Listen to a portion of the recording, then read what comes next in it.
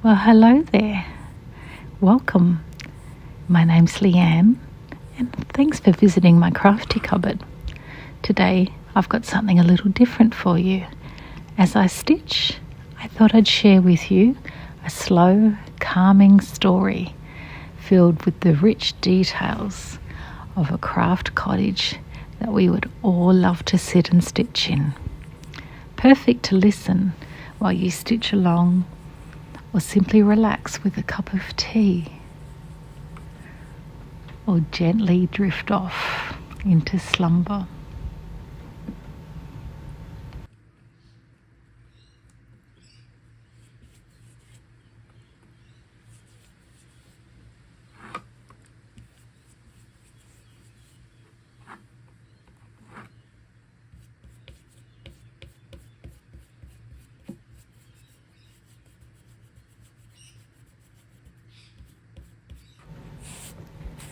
Down at the very end of the garden, past the lavender hedge and the roses that nod their scented heads in the late afternoon breeze, stands a little craft cottage. It is not grand, nor does it stand tall, but it's charming in the way that makes your heart skip. Its walls are soft weathered cream, with pale green shutters framing the windows, and a climbing jasmine twisting itself happily along the eaves.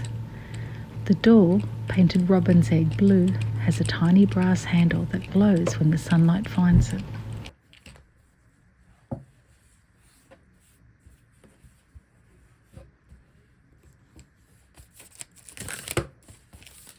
The garden path leading there is paved with old, uneven stones, and in the cracks between them grow tufts of thyme and tiny daisies.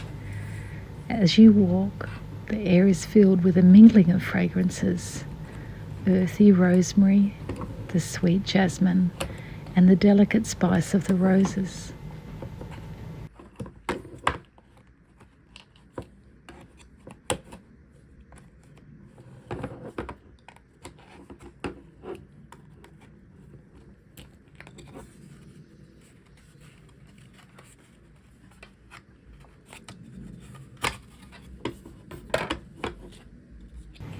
Bees hum, busy with their nectar collecting, and a blackbird sings a tune as if to announce your arrival at the little haven at the bottom of the world.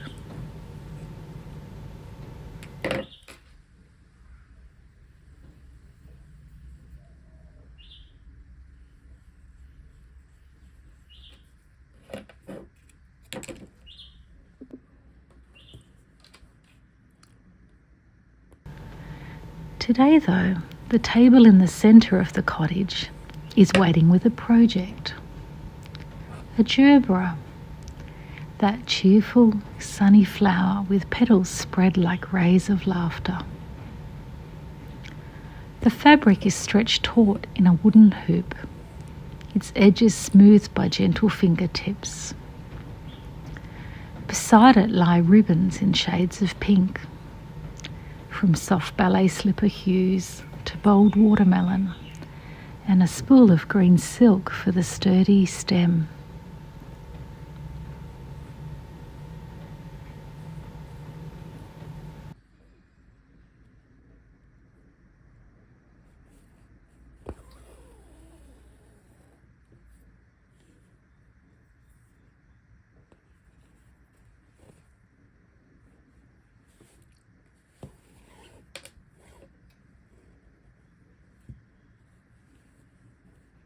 You thread your needle slowly, pulling through a length of pink ribbon that glows when the sun hits it.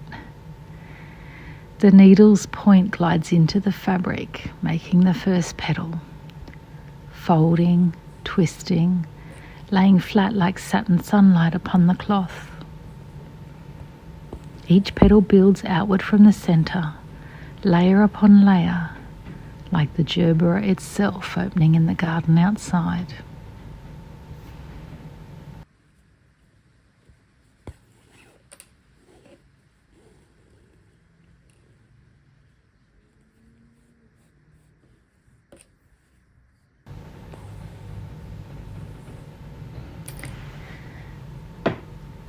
As you stitch, your senses are alive to the cottage. The clock on the wall ticks quietly, steady as a heartbeat. From outside, the faint rustle of leaves whispers secrets from the trees. Sometimes you hear a soft cluck of hens scratching under the lemon tree, or the delicate tap of a blue wren at the window, curious about your work.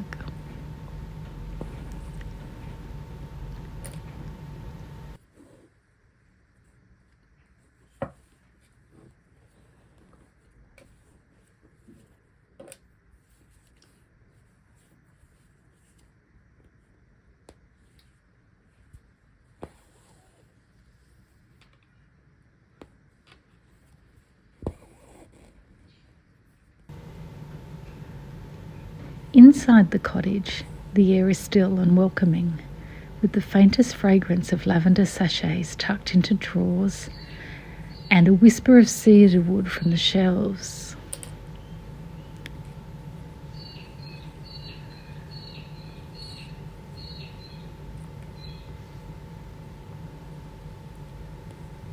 Weathered and dried roses hang daintily from the windows.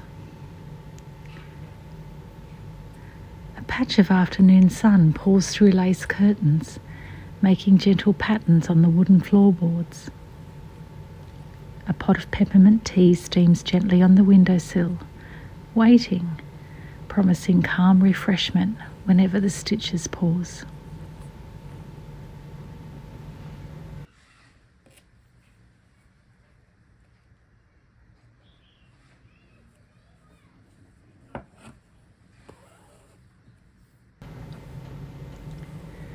The cottage has been arranged by loving hands. Along one wall stands a sturdy wooden dresser. Its paint chipped in just the right places to show its years of service.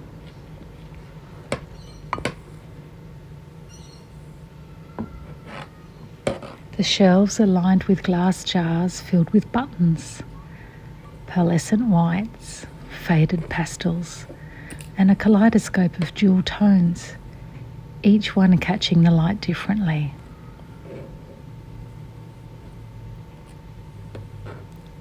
Next to them are boxes of ribbon, carefully wound into rolls.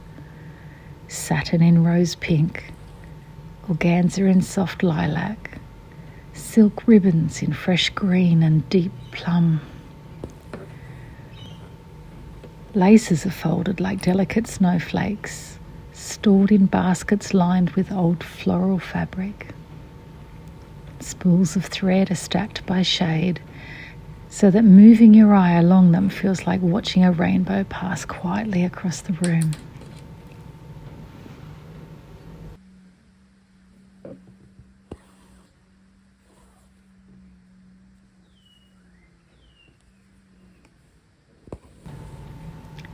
The longer you stitch, the more the world beyond fades away.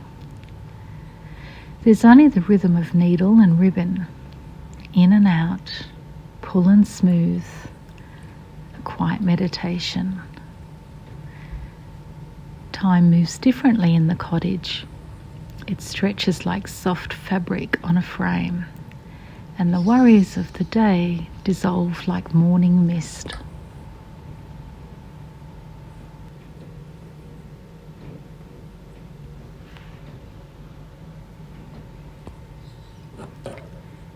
In the corner, a little chest of drawers hides its treasures. When opened, the top drawer reveals embroidery scissors with delicate handles shaped like stalks, thimbles both plain and silver, and a pincushion that looks like a tiny velvet strawberry. The next drawer holds skeins of embroidery floss, tucked neatly into compartments. Their colours so plentiful that you could spend an hour just drinking them in. Sunset oranges, stormy blues, dewy greens, and soft blush pinks. Another drawer carries scraps of fabric, vintage linens embroidered by women from long ago, fragments of lace handkerchiefs, and muslin edged with hand crochet. Each piece has a story, waiting to be given new life in stitches.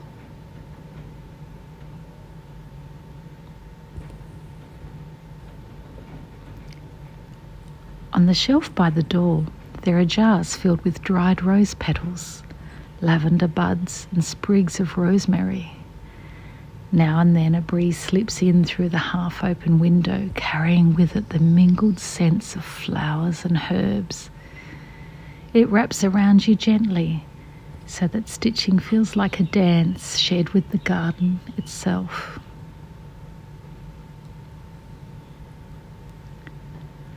The gerbera grows slowly under your hand. Its petals are generous and playful. They refuse to be too perfect, and in their softness, each one curls just a little differently, just as they would in a real flower. The ribbon catches the light, sometimes matte, sometimes shining, so that the flower seems to glow as if alive. You pause to sip your tea, feeling the steam rise to your face.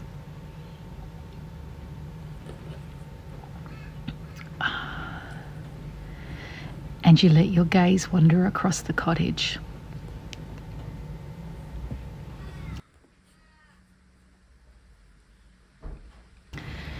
There's a shelf above the window holding old teacups, each with a different floral pattern. One holds pins, another keeps needles safe, and a third cradles tiny scraps of ribbon, too short to be used, but too pretty to be discarded. On the opposite wall, a quilt hangs like a tapestry, made of vintage florals, faded ginghams, and lace-edged blocks. On the opposite wall, a quilt hangs like a tapestry, made of vintage florals, faded ginghams, and lace-edged blocks. Its hand-quilted stitches like a soft whisper of dedication.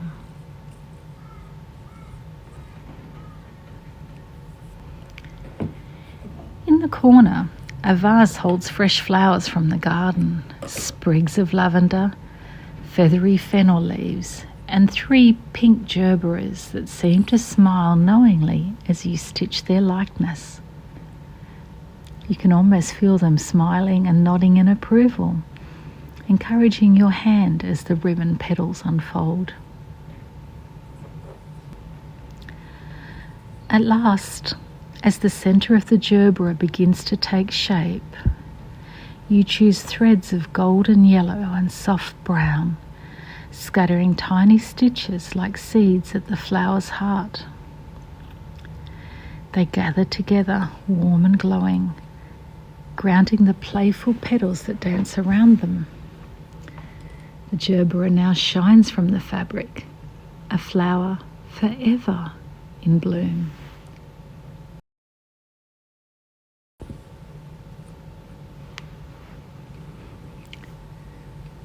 You lean back, breathing in the calm. Outside, the sun is lowering, sending golden light across the garden. The jasmine at the window dances delicately, as if waving its leafy hand. In the hush of the cottage, you can hear only the ticking clock, the distant birds, and the contented sigh of your own breath.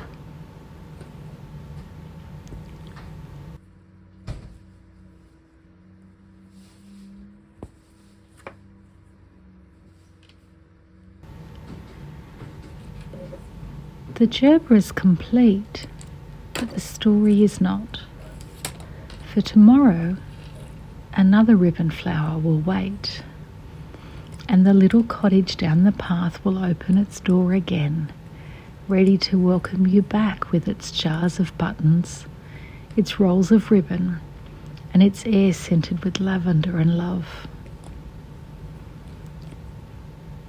And so, stitch by stitch, day by day, the garden cottage fills with flowers that will never fade, and the heart fills with the quiet joy that only comes from creating beauty and everlasting blooms with your own two hands. Thank you so much for giving your time and spending it with me, and I hope to see you back here next week. Bye, friend.